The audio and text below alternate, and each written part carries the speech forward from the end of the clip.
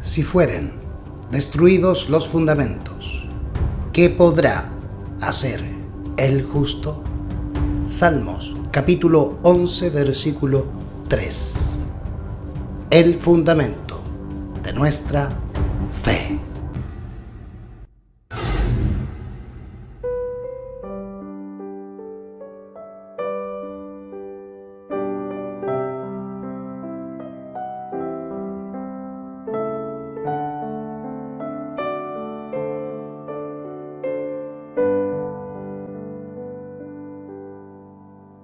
El Señor pondrá nueva fuerza vital en su obra a medida que los instrumentos humanos obedezcan la orden de avanzar y proclamar la verdad.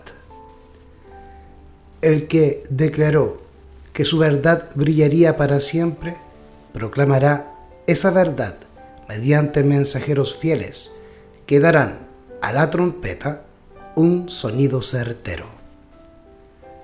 La verdad será criticada, desdeñada y ridiculizada.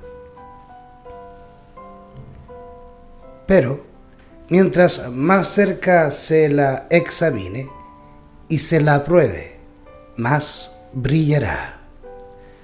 Como pueblo, hemos de mantenernos firmes en la plataforma de la verdad eterna, que ha resistido la prueba y el examen.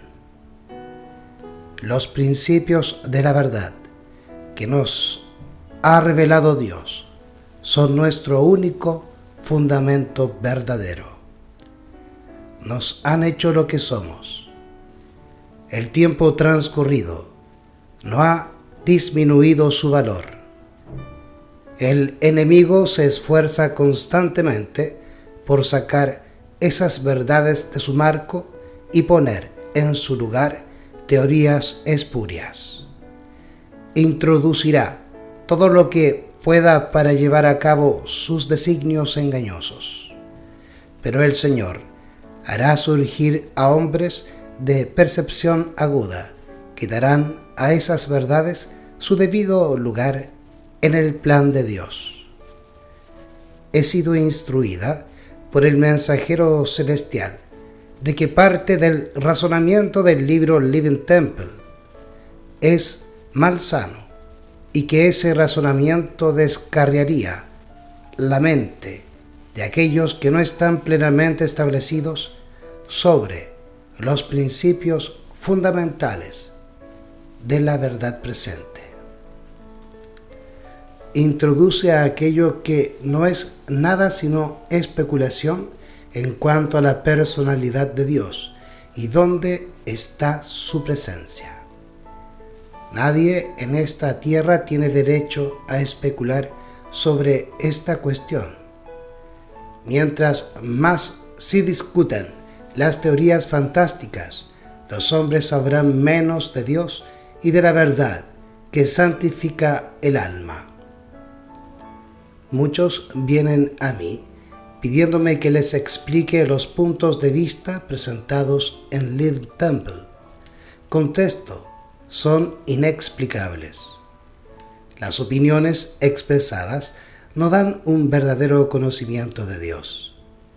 En todo el libro hay pasajes de las Escrituras. Se presentan esos textos de tal forma que el error parece verdad. Teorías erróneas se presentan de una manera tan agradable que a menos que se tenga cuidado, muchos serán descarriados. No necesitamos del misticismo que hay en este libro. Los que fomentan esos engaños pronto se encontrarán en una posición donde el enemigo puede entenderse con ellos y apartarlos de Dios. Me ha sido mostrado que el autor de este libro está en un sendero falso. Ha perdido de vista las verdades características para este tiempo. No sabe hacia dónde tienden sus pasos.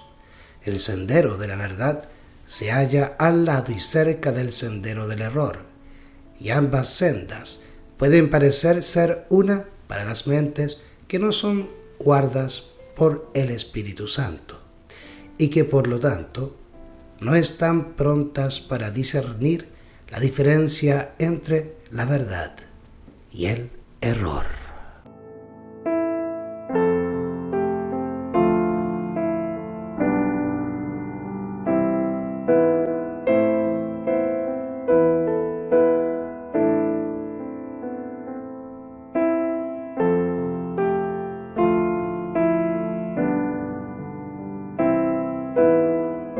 Una visión de un peligro inminente.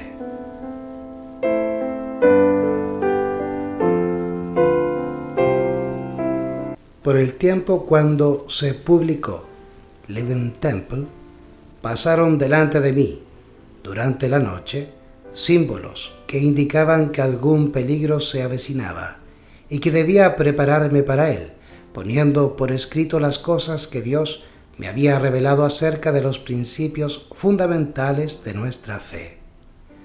Se me envió un ejemplar de Living Temple, pero quedó en mi biblioteca sin que lo leyera. Por la luz que me dio el Señor, supe que algunas de las opiniones propiciadas en el libro no llevaban la aprobación de Dios y que eran una trampa que el enemigo había preparado para los últimos días. Pensé que eso sería ciertamente discernido y que no sería necesario que yo dijera nada en cuanto a él. En la controversia que se levantó entre nuestros hermanos acerca de las enseñanzas de este libro, declararon los que estaban a favor de darle una amplia circulación. Contiene las mismas opiniones que ha estado enseñando la hermana White. Ese aserto me hirió directamente en el corazón. Me sentí quebrantada, pues sabía que esa conclusión no era verdadera. Finalmente, mi hijo me dijo: «Mamá, debes leer por lo menos algunas partes del libro para que puedas ver si está en armonía con la luz que Dios te ha dado». Se sentó a mi lado y juntos leímos el prefacio y la mayor parte del primer capítulo y también párrafos de otros capítulos. A medida que leíamos, reconocí las mismas opiniones contra las cuales se me había ordenado que hablara en forma de advertencia durante los primeros días de mis trabajos públicos. Cuando salí del estado de Maine, fue para ir por Vermont y Massachusetts, para dar un testimonio contra estas opiniones. Living Temple contiene el alfa de esas teorías. Sabía que el omega seguiría poco después y temblé por nuestro pueblo. Sabía que debía advertir a nuestros hermanos y hermanas que no debían entrar en controversias en cuanto a la presencia y personalidad de Dios. Las declaraciones presentadas en Living Temple acerca de este punto son incorrectas. Los textos empleados para apoyar la doctrina presentada son pasajes mal aplicados. Me siento impulsada a hablar negando la pretensión que las enseñanzas de Living Temple pueden ser apoyadas por declaraciones de mis escritos. Quizá haya en ese libro expresiones y opiniones que están en armonía con mis escritos. Y quizá haya en mis escritos muchas declaraciones que, tomadas aisladamente e interpretadas de acuerdo con el modo de pensar del autor de Living Temple, parecerían estar en armonía con las enseñanzas de ese libro. Esto puede dar un apoyo aparente al aserto de que las opiniones que hay en The Living Temple están en armonía con mis escritos. Pero no permita a Dios que prevalezca esa opinión. Pocos pueden discernir el resultado de fomentar las falsedades defendidas por algunos en este tiempo. Pero el Señor ha levantado la cortina y me ha mostrado el resultado que se produciría. Las teorías espiritualistas acerca de la personalidad de Dios, seguidas hasta sus conclusiones lógicas, destruyen todo el sistema cristiano.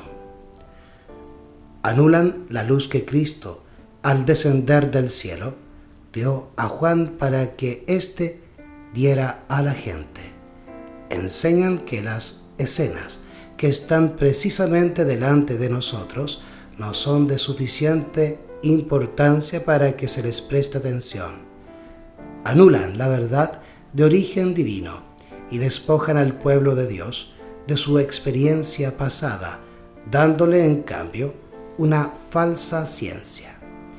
En una visión nocturna se me mostró claramente que esas opiniones han sido consideradas por algunos como las grandes verdades que han de presentarse y hacerse resaltar en la actualidad.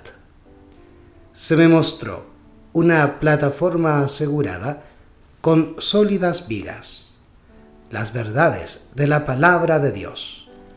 Alguien de gran responsabilidad en la obra médica estaba dirigiendo a un hombre y a otro para que aflojaran las vigas que sostenían esta plataforma.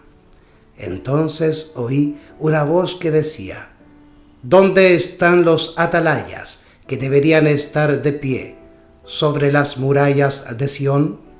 ¿Están durmiendo? Este fundamento fue construido por el obrero maestro y soportará la tormenta y la tempestad. Permitirán que este hombre presente doctrinas que nieguen la experiencia pasada del pueblo de Dios.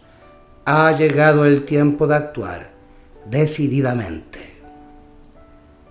El enemigo de las almas ha procurado introducir la suposición de que había de realizarse una gran reforma entre los adventistas del séptimo día, y que esa reforma consistiría en renunciar a las doctrinas que están en pie, como las columnas de nuestra fe, y que había de comenzar un proceso de reorganización.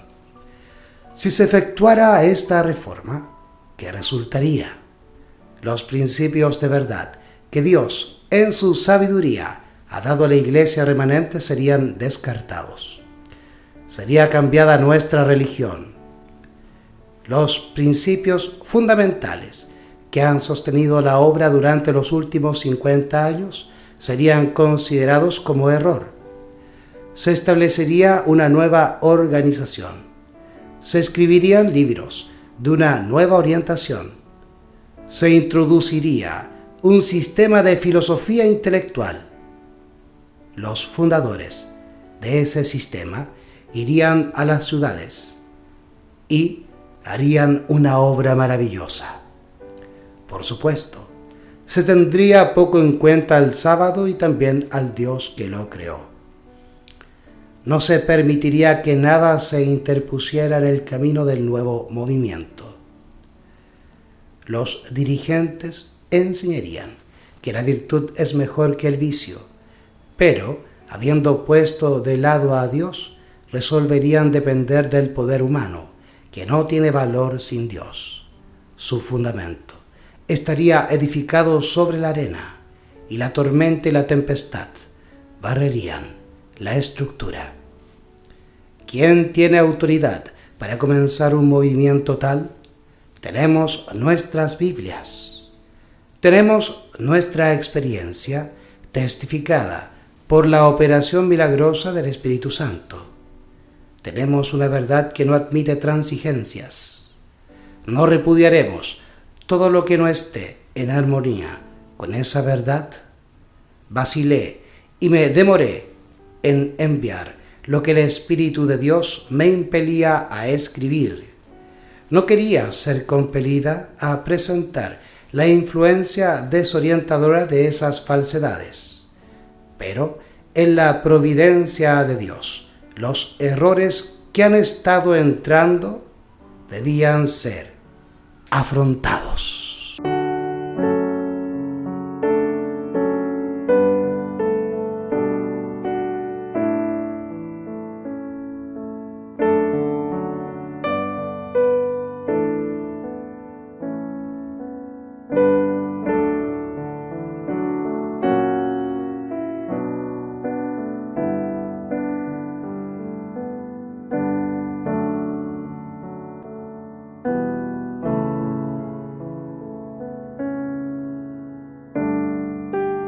Un iceberg. Hazle frente.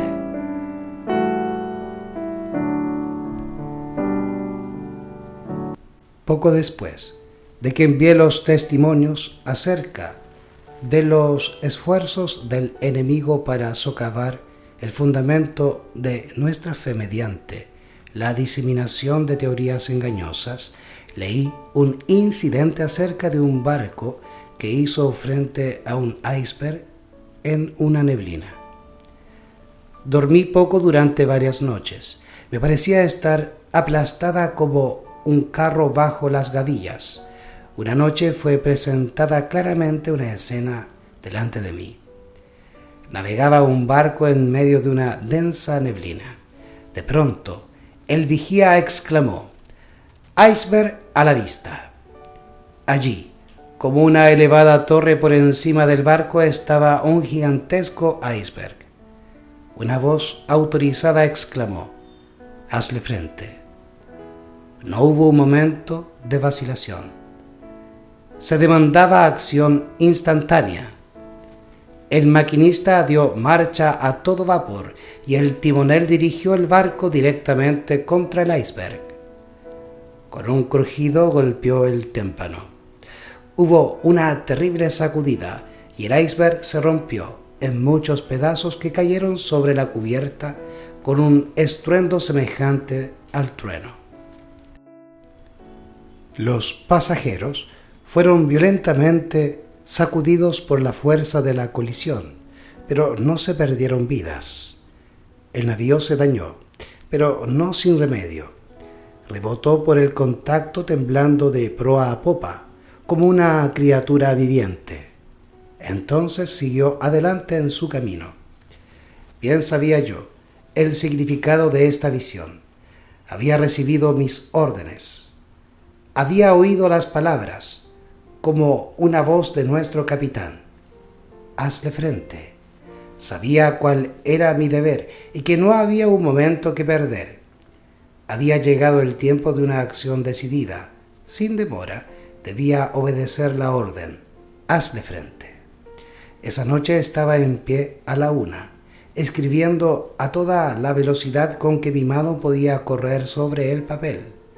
Durante los pocos días subsiguientes, trabajé desde temprano hasta tarde, preparando para nuestros hermanos las instrucciones que me fueron dadas acerca de los errores que estaban introduciéndose entre nosotros.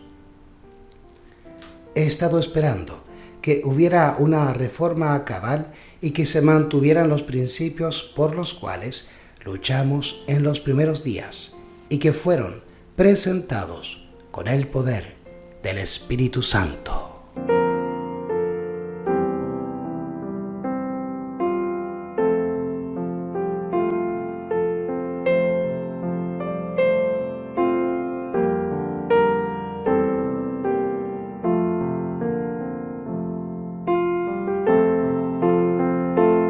El firme fundamento de nuestra fe.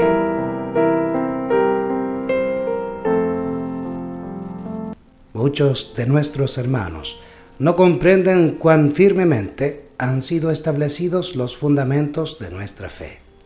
Mi esposo, el pastor José Bates, el padre Pierce, el pastor Hiram Edson y otros que eran perspicaces, nobles y leales, se contaban entre los que, después de pasar la fecha de 1844, escudriñaron en procura de la verdad como quien busca un tesoro escondido. Me reunía con ellos y estudiábamos y orábamos fervientemente. Con frecuencia permanecíamos juntos hasta tarde la noche y a veces pasábamos toda la noche orando en procura de luz y estudiando la palabra. Vez tras vez, esos hermanos se reunían para estudiar la Biblia a fin de que pudieran conocer su significado y estuvieran preparados para enseñarla con poder. Cuando llegaban al punto en su estudio donde decían: no podemos hacer nada más, el Espíritu del Señor descendía sobre mí y era arrebatada en visión, y se me daba una clara explicación de los pasajes que habíamos estado estudiando, con instrucciones en cuanto a la forma en que debíamos trabajar y enseñar con eficacia. Así, se daba luz que nos ayudaba a entender los textos acerca de Cristo, su misión y su sacerdocio. Una secuencia de verdad que se extendía desde ese tiempo hasta cuando entremos en la ciudad de Dios me fue aclarada, y yo comuniqué a otros las instrucciones que el Señor me había dado. Durante todo ese tiempo no podía entender el razonamiento de los hermanos. Mi mente estaba cerrada, por así decirlo, y no podía comprender el significado de los textos que estábamos estudiando. Este fue uno de los mayores dolores de mi vida. Quedaba en esta condición mental hasta que se aclaraban en nuestras mentes todos los principales puntos de nuestra fe, en armonía con la palabra de Dios. Los hermanos sabían que cuando yo no estaba en visión, no podía entender esos asuntos y aceptaban como luz enviada del cielo las revelaciones dadas. Durante 2 o 3 años, mi mente continuó cerrada a la comprensión de las Escrituras. En el curso de nuestras tareas, mi esposo y yo visitamos al padre Andrews, que estaba sufriendo intensamente de reumatismo inflamatorio. Oramos por él. Puse mis manos sobre su cabeza y dije: Padre Andrews, el Señor Jesús te sana. Fue sanado instantáneamente. Se levantó y caminaba por la habitación alabando a Dios y diciendo: nunca antes vi cosa semejante. Ángeles de Dios están en esta habitación. La gloria del Señor fue revelada. La luz parecía brillar por toda la casa y la mano de un ángel reposó sobre mi cabeza. Desde ese momento hasta ahora he podido entender la palabra de Dios.